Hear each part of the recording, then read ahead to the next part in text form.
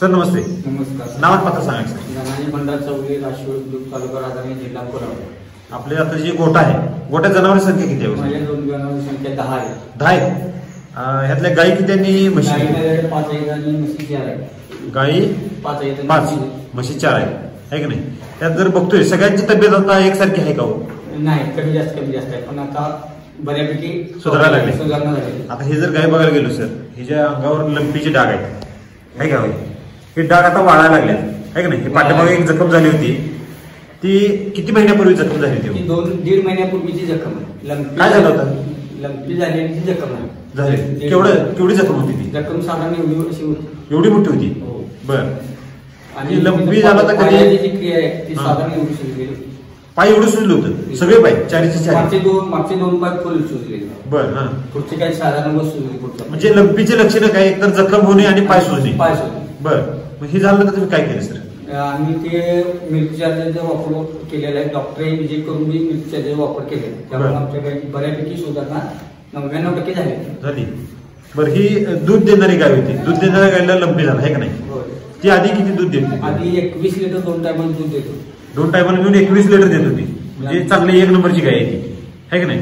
मग ती आता ज्यावेळेला लंपी झाली त्यावेळेला ती किती दूध देवावर आली? लंपी झाल्यानंतर गाय 1 लिटरवर आली. मिल्क चार्जर वापरल्यामुळे परत आता ती 4-3 वर आता लिटर चालू आहे.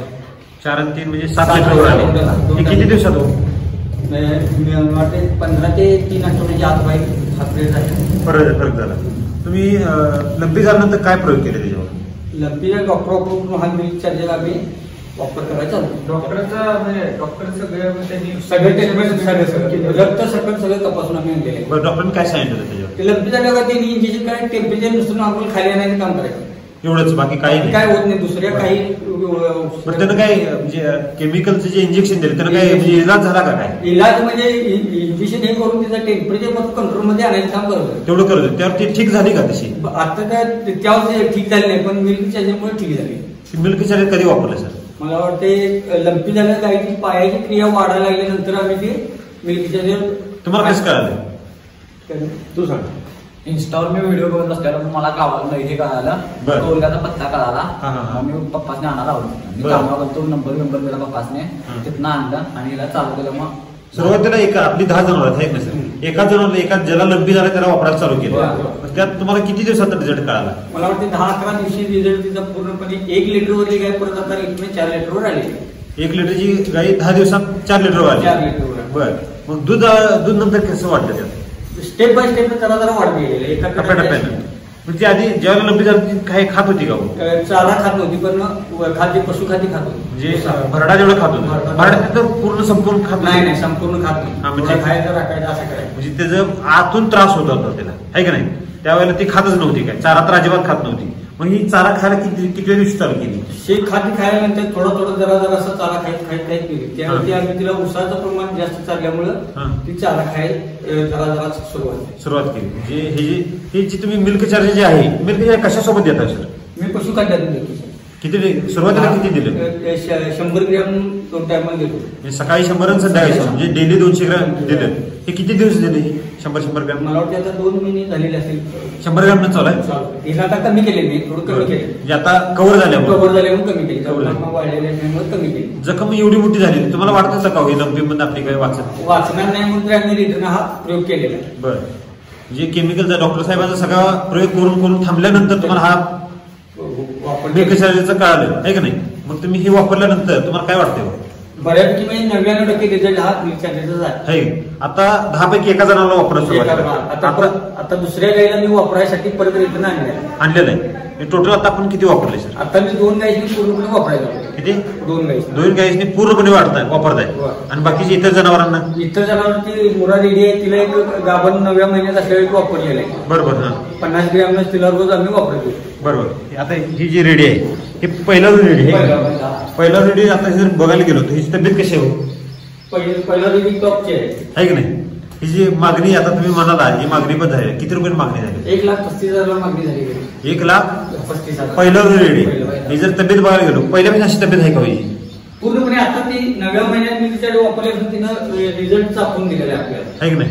आता दूध किती देते? आता ती 11 लिटर 10.5 लिटर 2 टायम दूध. 11 लिटर दूध पहिल्या वेळेला देते. तुम्ही दुग्ध व्यवसाय किती वर्षाला करताय? मी 16 वर्ष आहे दूध व्यवसाय. आहे नाही पहिल्या रेडी एवढं दूध देते का? नाही एवढी 4-4.5 लिटरच्या वर कुठली. मी टॉप हरियाणासाठी म्हशी आणून बघितली. किती? हरियाणापर्यंत जाऊन म्हशी आणल्या. किती टॉप? टॉपचे मग 4-5.5 लिटर. 5 धरू आपण. चला आता आपण किती देत आहे? आता मला ती 11 लिटर टोटल रोज चालू आहे. किती लिटर दूध वाढलं? मला वाटतं 2 लिटर तिने स्टॉप केलेलं आहे, वाढवलेलं आहे. 9 लिटर दिला असं तिने ते 11 लिटर तिने द्यायला लागले. म्हणजे टोटल 6 लिटर दूध वाढलं. आधी 5 लिटर कुठं आणि आता 11 लिटर कुठं? 6 लिटर दूध वाढलं एका म्हशीचं. तर एका लिटरच्या दुधाची किती किंमत आहे? आता इथं आमच्या इथे 49 रुपये दर बसते. 49 रुपये 50 रुपये झाला. 6 लिटर दुधाचे किती रुपये वाढले? 300 रुपये सकाळी. 300 रुपये डेली वाढली. डेली 300 रुपयाचं मिल्क चार्ज वापरतो का सर आपण? नाही एवढं. हा किती जातो खर्च तरी एका जनावराला? 33 रुपये. 100 रुपये 100 ग्रॅम जरी दिलं तर 33 रुपये जातो. 300 रुपये वाढले आणि 33 रुपये आपला खर्च झाला. म्हणजे किती टक्के आपलं उत्पादन वाढलं? 70% वाढलं आहे की नाही? ह्याचा आता जर रवत बघितलं सर, ह्यातल्या सगळ्या जनावर आपल्या आता रवत करावं लागेल व्यवस्थित. आहे की नाही? अगोदर असं रवत होतं का? नाही एवढं लवकी करत नव्हते. जनावर स्टॉपच व्हायचे बसायचे. आता किती वाजले? आता किती वाजले? 6:05ला मी गोठा उघडल्यापासून अजून एकही जनावर माझ्या खाली बसलेलं नाही. आता किती टाइमिंग? 11:30 वाजले. आहे की नाही? तुम्ही मला मागाशी म्हटला 5 तास पूर्णपणे जनावर माझे होते. कसे काय बरोबर राहिले तेवढ्या विषय? ते काय आता तुम्हीच ठरवायचं आहे. कसं आहे मी 9:30 पर्यंत बसतोय ते आज मी 11 पर्यंत गोठ्यात आहे. तर आज माझे जनावर अजून टॉप मध्ये होते. म्हणजे जनावर बसतात कधी माहितीये का? रवत पूर्ण झाल्यानंतर बसतात हे आणि वेगळ्यानंतरच बसतात. त्याचे पाय दुखा म्हणजे त्याला कॅल्शियम कमी झालं किंवा अंगात विकनेस असेल तर ते लगेच बसतात. अगोदर जनावर किती वाजता बसत होती? 10 काढण्यात 10 पर्यंत पूर्णपणे गोठा पॅक झालेला सरकार खाली बसले असते सगळे. आता 11:30 वाजले तरी सुद्धा सगळी खडी आहेत. आपण आलोय म्हणून नाही आहे की नाही? तर एवढा रिझल्ट तुम्हाला कसं काय आला सर? एवढं मी एक दुसरं कुठलेही पशुखाद्य वापरत नाही. पशुखाद्य महालक्ष्मीचं वापरतोय आणि हा एवढंच खाद्य नवीन पाहिजे नाही. बरं तुम्ही अगोदर सर मिनरल मिक्सर वापरत होता का? नाही. अगोदर तुम्ही काय केमिकलचे काही मिनरल मिक्सर काय नाही. फक्त काही वापरलेलं नाही. हेच वापरले गोकुळची गोळी आणि मस्त दुसरं काही वापरलेलं नाही. दूध आता किती? 11 लिटर आहे. आता इतर आपली पण गोठा आहे की नाही? आपल्या गोठ्यात मुख्य समस्या काय असायची? आणखी काय समस्या असायची? मुख्य समस्या आता यात कसं आहे कंपनी आपल्याला माझा वेळ कुठलेही जनावर येत नव्हतं. आलं तर ते कमी येणे, गर्भाशयात वाढणं म्हणे हा प्रकार जास्त आहे. बरोबर. आणि शेणाचं प्रमाण चांगलं बऱ्यापैकी 99% शेण घट आलेलं आहे. आता शेणात एक बदल झाला आहे नाही? शेण आधी कसं यायचं? आधी पातळ यायचं. 50% पातळ असायचं, 50% घट असलेलं असायचं. म्हणजे बिरबिटीच यायची सगळी. म्हणजे खाल्ल्याला सगळं ते पचत होतं का त्यांना?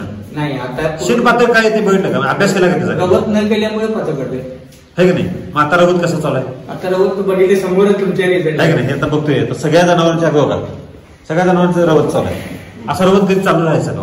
एवढा वेळ कधी राहत नव्हता जनावर. सारा पूर्णपणे पचनक्रिया करायचं काम करतात. एवढं मग तुला त्यांचे घडलेलं आहे.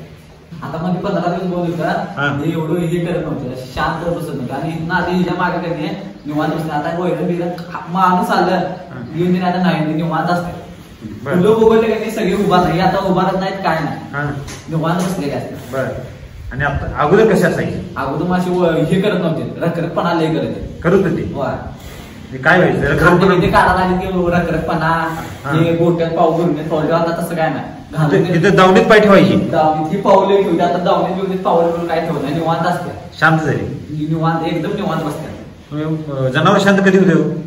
त्याचं आतनं पोट भरलं त्याचं शांत वाटलं तर ती शांत बसते. ती दावणीत का उड्या मारते माहितीये का?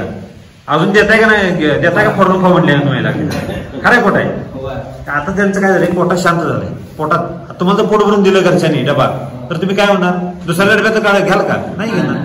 स्वतः डबा पोट भरून तुमचं पोटात चांगला स्वच्छ झालाय आहे का नाही? तर सर आपल्या भागात जे दुग्ध व्यवसाय तुम्हाला मार्गदर्शन कुणाचं मिळालं सर? तुम्हाला मुलगाच मिळाला. तुम्हाला कुणाचं मिळालं? सर नमस्ते. तुमचं नाव पत्ता सांगा सर. विजय आनंदराव कोळीगे कुरुकली. मोबाईल नंबर सांगा. 9403 46 50 71. Okay sir. आपल्या भागात आता सर दुग्ध व्यवसाय इतक्या मोठ्या संख्येने केला जातो आहे की नाही? आणि सरांचं जर इथं जर काम बघायला गेलो तर तुम्ही ह्या मार्गदर्शक म्हणून काम करताय. किती झालं काम करताय सर? आता मी 3 महिने आहे की नाही? आपल्या भागात आता दुग्ध व्यवसाय किती जण आहेत? जोडलेले माझे जोडलेले 100 शेतकरी आहेत आता. 100 किती दिवसात? 3 महिन्यात. म्हणजे 90 दिवसात 100 शेतकरी. दररोज एक शेतकरी तुम्ही जोडतायच आहे की नाही? सगळ्यांची प्रतिक्रिया काय वाटतं? आतापर्यंत ज्यांनी घेतले माझ्याकडे ती परत आले, रिपीट यायला रिपीट आले. बरं, असं कोणी आणि कुणाची तक्रार पण नाही आपल्याकडे. म्हणजे जे कोण येते त्याला लगेच रिझल्ट ते परत रिपीट आहे की नाही? बरोबर.